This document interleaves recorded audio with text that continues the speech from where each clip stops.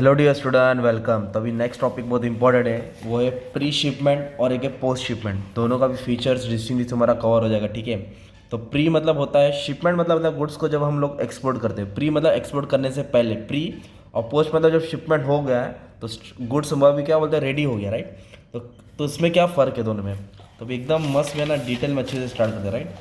तो पोस्ट और प्री, ये चला जा, खुल जा रे बंटी, चला जा। तो प्री शिपमेंट फाइनेंस को बोलते हैं पैकिंग क्रेडिट, ब्लैंक्स में आएगा, ध्यान देना, राइट।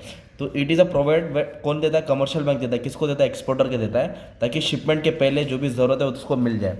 तो फीचर्स में क्या, सबसे पहले यही पॉइंट डिस्टिंग्विश में डाल देने का है। तो कैसे याद करने का, pre shipment finance can be granted only to those exporter, उसको ही मिलेगा, वही एक्सपोर्टर को मिलेगा who produce a confirm export order, जिसका ऑर्डर एकदम कंफर्म रहता है और जिसको लेटर ऑफ क्रेडिट मिल जाता है कि तेरे को उधारी, तेरे को जो पेमेंट है वो मिल जाएगा, एक्सपोर्ट का कॉन्ट्रैक्ट का तेरे को पैसा मिल जाएगा।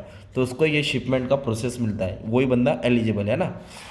पर्पस, तो प्री शिपमेंट फाइनेंस क्यों करता है exporter, to meet working capital, ताकि जो भी उसका पैसा लगा है, रॉ मटेरियल, वेजेस, उसका पैसा मिल जाए, ताकि ये सब रोलिंग प्रोसेस चलते रहे।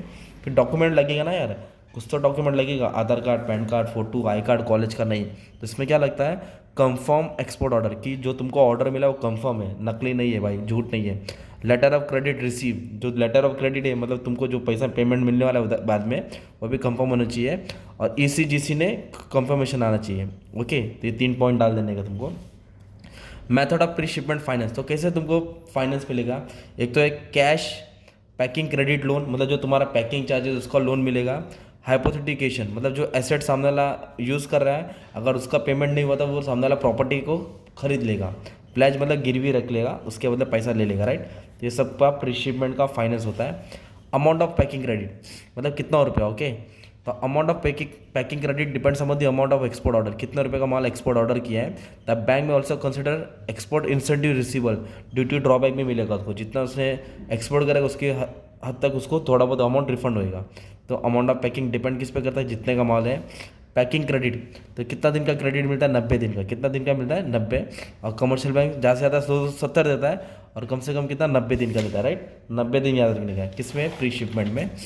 तो रेट ऑफ इंटरेस्ट भी होएगा, राइट। ज़्यादा इंटरेस्ट नहीं चार्ज करते, लो इंटरेस्ट रहता है। जो भी तुमको उधार मिल रहा है, बोरोर मतलब एक्सपोर्टर जो भी लेता है पैकिंग के लिए क्रेडिट उधारी, उसको इंटरेस्ट भी देना पड़ता है, पर थोड़ा बहुत कम देना पड़ता है। फिर लोन एग्रीमेंट मिलेगा। बिफोर डिसबर्समेंट ऑफ लोन, जब लोन का पेमेंट देंगे तब bank require the exporter, bank क्या बोलता है एक्सपोर्टर को, to execute a formal loan agreement, एक लोन का एग्रीमेंट मिलेगा, क्योंकि तुमको एक्सपोर्ट के लिए पैसा चाहिए था, बैंक प्रोवाइड किया ना। तो loan agreement content terms and condition related to loan, कि जब तुम्हारा माल एक्सपोर्ट होगा, तुमको बाहर से पैसा आएगा तो मुझे पेमेंट कर देना। फिर अकाउंट मेंटेन करना पड़ता है एज पर दी आरबीआई डायरेक्टिव। आरबीआई के आदेश के अनुसार bank must maintain separate account, bank को एक सेपरेट अकाउंट बनाना पड़ता है प्री शिपमेंट एडवांस के रिलेटेड, ओके। एक सेपरेट अकाउंट बनाना पड़ेगा। फिर लोन का क्या होगा, डिसबर्समेंट, मतलब जो packing credit advance are sanctioned in lump sum, तो एक्सपोर्टर को लोन मिल जाता है, राइट। तो डिसबर्स मतलब दे देना, आपने बैंक में अप्लाई किया, बैंक वाले ने आपको लोन दे दिया, फिर आप लोग उसको क्या करेंगे, एडवांस का इस्तेमाल करेंगे। The bank advancing packing credit should be monitor use of packing credit by exporter whether the amount is use for export only, मतलब एक्सपोर्ट के लिए पैसा लिया है और एक बंदा क्या कर रहा है, भिवंडी में जाके ढाबा में जा रहा है, पैसा जा रहा है, रिसोर्ट उड़ा रहा है, पिक्चर देखने जा रहा है, मतलब घर का खर्चा इस्तेमाल कर रहा है, तो ये गलत है। फिर बाद में क्या करने का, रीपेमेंट क्या करना है, ऑब्वियसली तुमने एक्सपोर्ट किया, माल पहुँच गया, पैकिंग के लिए पैसा चाहिए था, मिल गया, तुम्हारा एक्सपोर्ट का पैसा भी आ गया, तभी अपन को बैंक को रिटर्न करना पड़ेगा ना। The repayment of loan must be made out of export proceed only, मतलब जो एक्सपोर्ट से पैसा कम है वहीं से देना है। No repayment can be made out of local fund, local fund से नहीं देना है तुमको। The advance will not be treated as pre shipment finance, advance इसमें नहीं लिया जाता है। Bank can charge high rate of interest which is charge to borrower, अगर टाइम पे नहीं जाता तो ज़्यादा इंटरेस्ट चार्ज करेगा। ये क्या था तुम्हारा, मालूम मिल गया, प्री शिपमेंट फाइनेंस। वैसे एक होता है पोस्ट शिपमेंट फाइनेंस, तो पोस्ट शिपमेंट फाइनेंस में क्या याद रखने का है, ये उसका उल्टा ही है, भी एकदम फटाक से हो जाएगा। Post shipment finance is provided to meet working capital requirement after actual shipment of goods, जब गुड्स शिप में लोड होकर चला जाता है उसके बाद।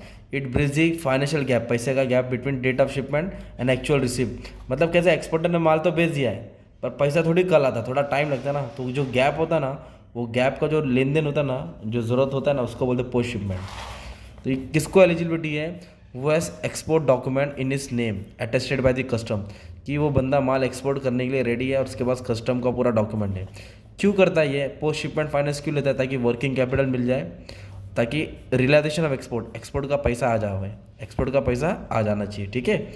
Post shipment credit can be opted to pay dues of custom house agent, मतलब जो पोस्ट शिपमेंट इसके लिए देता है, अपन माल तो पहुंचा रहे हैं 10 लाख का, पर 10 लाख का माल पहुंचाने में 2-3 लाख का खर्चा होता है ना कस्टम हाउस का, वो तो देना पड़ेगा। फिर डॉक्यूमेंट्री एविडेंस मेंटेन करना पड़ता है। कैसा है? Evidence of shipping document indicating that actual shipment of goods, मतलब कि तुमने माल सप्लाई किया है। फिर पोस्ट शिपमेंट फाइनेंस में एक्सपर्ट बिल देखेंगे, एडवांस कितना लिया और बिल अंडर कलेक्शन कितना होने वाला है, तो ये 2 पॉइंट डाल देने का है। Amount of post shipment credit, तो ये किस पे डिपेंड होता है? जितना क्या माल लग रहा है, वर्किंग कैपिटल पे डिपेंड होता है। पीरियड कितना? 90 डेज। कितना पीरियड है? 90 डेज। रेट ऑफ इंटरेस्ट तो ज़्यादा नहीं, लोअर ही, वही उठा के उल्टा कर देने का, ठीक है। सिर्फ कॉमन पॉइंट लिखने का, सिर्फ बाकी का 4 पॉइंट सेम था। लोन का एग्रीमेंट बनेगा, फिर लोन का अकाउंट मेंटेन होगा, फिर लोन तुमको मिल जाएगा, फिर अकाउंट क्या होगा वो चेक करेगा, फिर तुमको लोन का पैसा रिटर्न कर देने का है। तो मतलब क्या है, पढ़ना एक ही है, हेड पॉइंट दोनों में सेम है।